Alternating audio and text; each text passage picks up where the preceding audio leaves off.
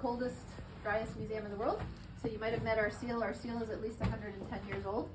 And if you killed a seal and put him in your house, he'd rot pretty quick. This guy's been here 110 years. They just noticed last month that he was starting to rot a little too fast, and they thought he was damaging the floorboards. So they put that little wooden tray underneath. But you can see from the top there's the spinal cord, the rib cage, and then the yellow is fat.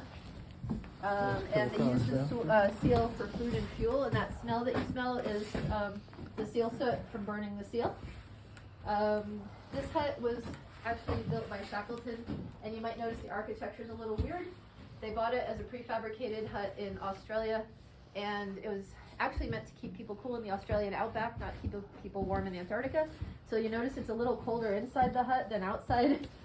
So when they built it, they realized their mistake, and they spent a lot of time actually sleeping on the ship instead of in here, which was their original intent. But in times of distress, they would sleep here for 4 to 6 months, so they still used it for that. So what they did use the hut for is a staging area for supplies, and you can see the hatchet marks on the floor. That they would chop up the seals, and like I said, use them for food and fuel. The crate in the corner there is from the failed South Pole expedition. So you remember Scott and his men got to South Pole second, and then they died on the way back. But that was from their expedition. Shackleton also spent time in this hut, and they used this hut for all 4 of the great expeditions. It was abandoned in around 1917, and it was not reopened until 1955-56 when the Navy came. And when the Navy came, it was not a museum, so they rightfully took some souvenirs. They have started to return some of those souvenirs, realizing historical value. A couple other cool things. That bag in the corner are potatoes and onions. And again, because we're in the desert, they don't get stale or rot. And then one of the things I think is very cool is the 2 shovels in the corner are, we asked them about that because they're all original to the hut, and they said that they were starting to manufacture things about the time they were doing the expeditions. So one was hand forged and one was manufactured, but they were both original to that time period. I'll meet you guys in the kitchen, and I'll show you some cool things in the kitchen. But the other thing, if you guys like snack foods, this little crate here are ginger nuts, and those are actually, you can buy them in New Zealand still. So when you get back to Littleton, get some ginger nuts. They're actually quite tasty. And if anybody wants a picture in front of the crate, I'm happy to do that, but I will meet you in the kitchen and show you the graffiti, because that's pretty cool. That is a really high-vis outfit. Potatoes left over from 1908.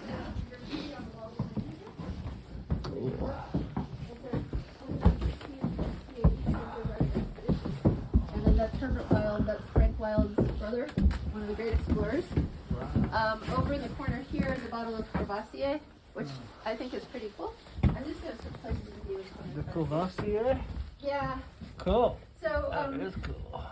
You know, Scott and his men had cognac, and Shackleton had moderately priced whiskey. They actually found the whiskey under the floorboards at Cape Royds, and they were able to bring it back to Scotland and recreate it. And so you can actually buy Shackleton's whiskey.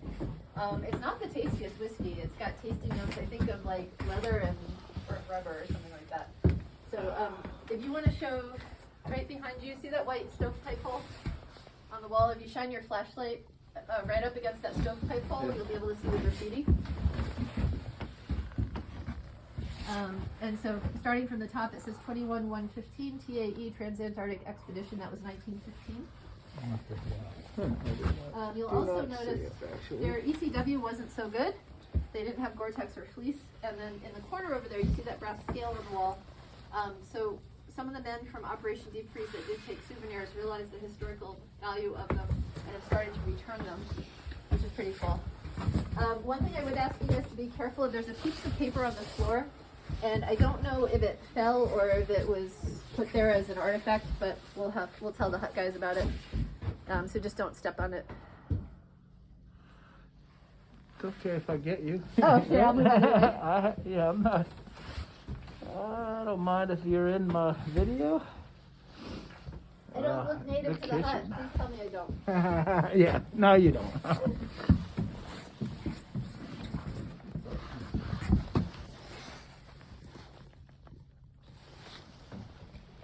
Wow.